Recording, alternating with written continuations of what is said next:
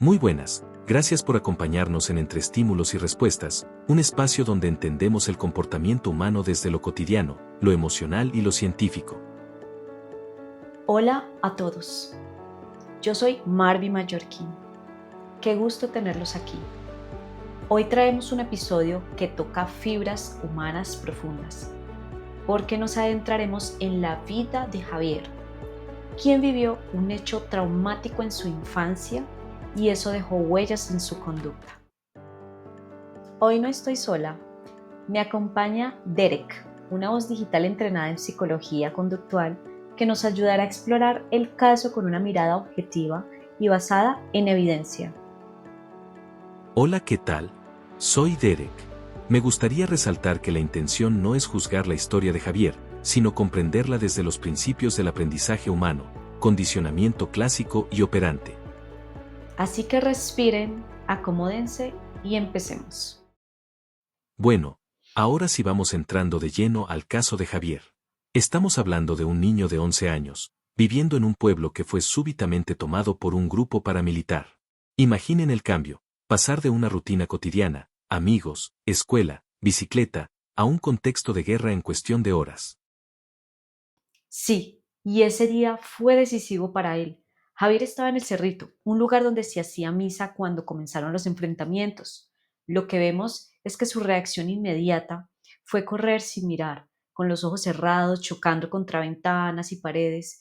Llegó a casa golpeado físicamente y emocionalmente marcado.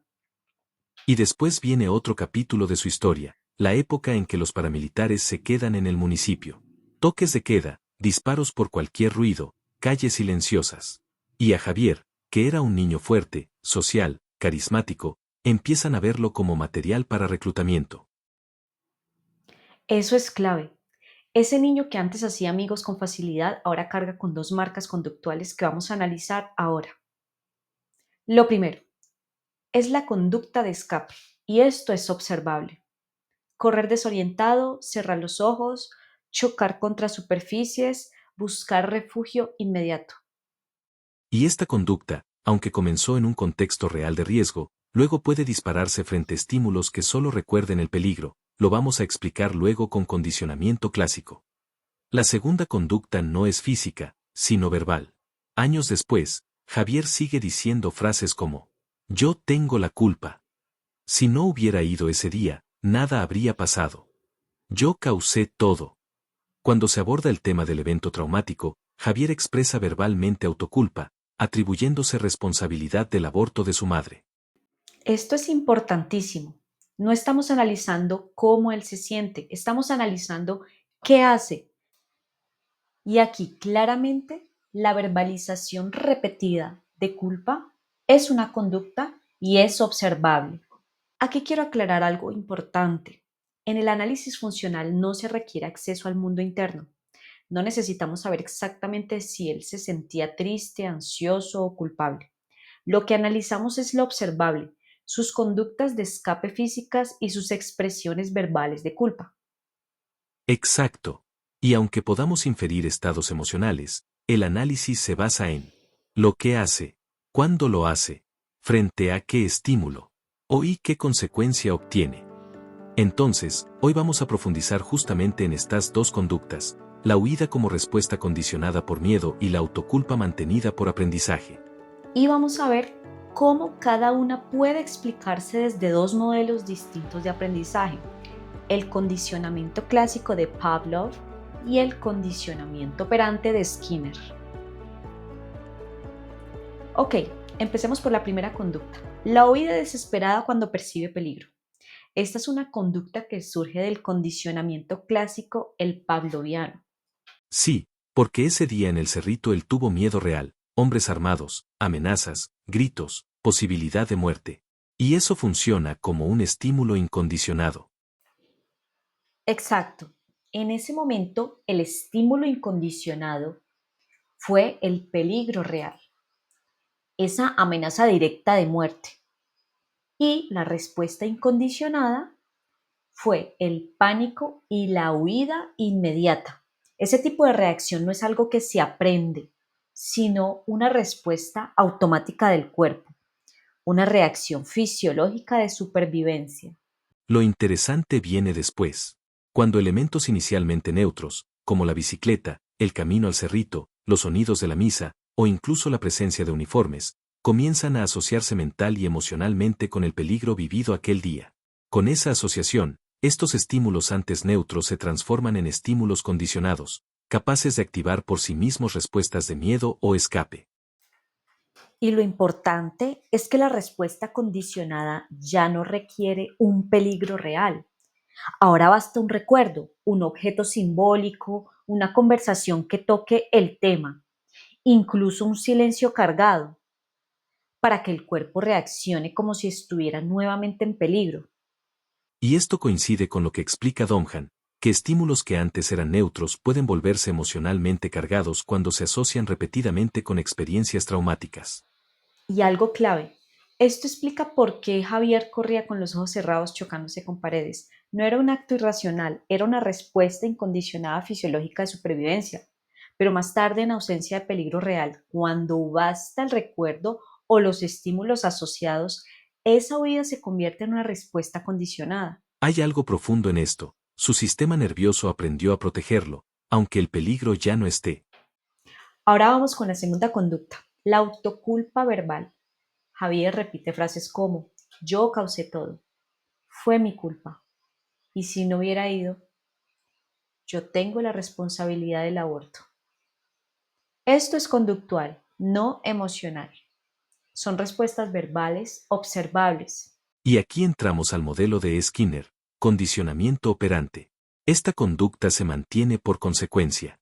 Cada vez que Javier se culpa recibe algo.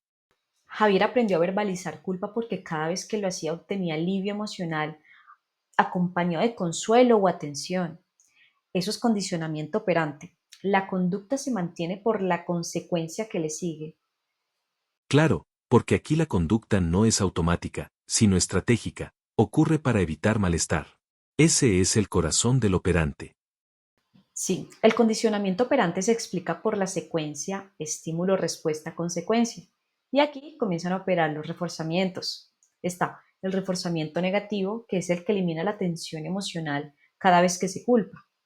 ¿Por qué? Porque hay una descarga de angustia, se reduce la ansiedad y encuentra sentido causal al caos. Y está por otro lado el reforzamiento positivo social, cuando él dice, fue mi culpa, su esposa lo consuela, su madre lo tranquiliza y recibe atención, afecto o validación emocional. El resultado final es que esa conducta, culparse, se refuerza. Siente alivio, recibe atención, y por eso vuelve a hacerlo una y otra vez. Esto es exactamente el ciclo operante que explica Multenberger en su libro de 2017 sobre modificación de conducta. Y es lo siguiente, una conducta se mantiene en el tiempo si produce consecuencias reforzadoras. Y ojo, esto no significa que Javier quiera culparse. Significa que su sistema conductual aprendió que culparse trae alivio. Y que nadie le ha enseñado otra conducta alternativa para procesar el trauma. Lo interesante es que estas dos formas de aprendizaje coexisten. Por un lado, el condicionamiento clásico amarró recuerdos y estímulos externos con respuestas fisiológicas de miedo. Y por otro lado, el condicionamiento operante fortaleció patrones verbales de autoculpa a través del refuerzo emocional. Skinner nos diría que la conducta no surge por lo que alguien es, sino por la historia de contingencias. Javier no es ansioso ni es culpable por naturaleza. Aprendió esas respuestas porque funcionaron adaptativamente en su entorno. Y Pablo nos recordaría que el cerebro aprende por asociación automática, especialmente frente al trauma. El recuerdo corporal del peligro permanece aunque el peligro ya no esté. Estas conductas no son errores. Fueron respuestas de supervivencia. Pero hoy, siguen operando en un contexto diferente. El peligro ya no está, pero la memoria del peligro sí. Y esa memoria condicionada afecta sus relaciones, su autoconcepto y su bienestar. Bueno, después de este recorrido, creo que nos queda una comprensión más humana y científica de la historia de Javier. Ver su experiencia a través del análisis funcional nos permitió dejar de ver sus comportamientos como fallas o problemas personales y entenderlos como respuestas aprendidas frente a condiciones extremas. Bueno, hoy vimos cómo el condicionamiento clásico explica sus reacciones automáticas frente a recuerdos del evento traumático y cómo el condicionamiento operante explica esa autoverbalización de culpa que se refuerza por alivio emocional. Este análisis no es solo academicismo, es una herramienta para comprender y sanar. Y muy importante, Javier no está roto ni defectuoso. Está condicionado. Y lo que se aprende, se puede reaprender. Este análisis funcional no busca patologizar a Javier, sino explicar su conducta en términos de aprendizaje y adaptación al contexto traumático. Entonces, ¿qué alternativas tiene para transformar esa vivencia y recuperar su paz? Desde la psicología del aprendizaje hay caminos terapéuticos que pueden ayudarlo a resignificar lo vivido y a disminuir estas respuestas condicionadas. Ejemplo, una de las herramientas más poderosas es trabajar la exposición gradual, acercarnos poco a poco a los recuerdos dolorosos hasta que dejen de activar esas respuestas automáticas de miedo. Esto es algo que Donjan describe con claridad en sus investigaciones sobre condicionamiento. Por otro lado está la reestructuración verbal y el entrenamiento en autoinstrucciones para reducir verbalizaciones de autoculpa. También está el reforzamiento de conductas alternativas como expresiones emocionales sin culpa y apoyo terapéutico contextual donde el sujeto pueda experimentar seguridad emocional real. Esto se alinea con Miltenberger 2017, cuando plantea que la intervención efectiva requiere identificar función de conducta y modificar contingencias. Y también con la visión skinneriana de que cambiar la conducta implica cambiar el ambiente y las consecuencias. Las ideas que compartimos hoy se apoyan principalmente en Comisión de la Verdad de Colombia 2022, Papi, no te lleves esa bicicleta, Donjan 2019, Fundamentos del Condicionamiento y el Aprendizaje, Miltenberger 2017, Modificación de Conducta, Pavlov 1927, Conditioned Reflexes, Skinner 1971, Beyond Freedom and Dignity, Roxanne Parga 2020, Análisis Funcional de la Conducta Humana. Bueno, y antes de cerrar este punto quiero traer una frase de Donjan que creo que nos ayuda a entender mejor lo que pasa en Javier. La voy a leer literalmente. Las asociaciones que se forman bajo condiciones emocionales intensas tienden a ser más resistentes a la extinción que otras formas de aprendizaje.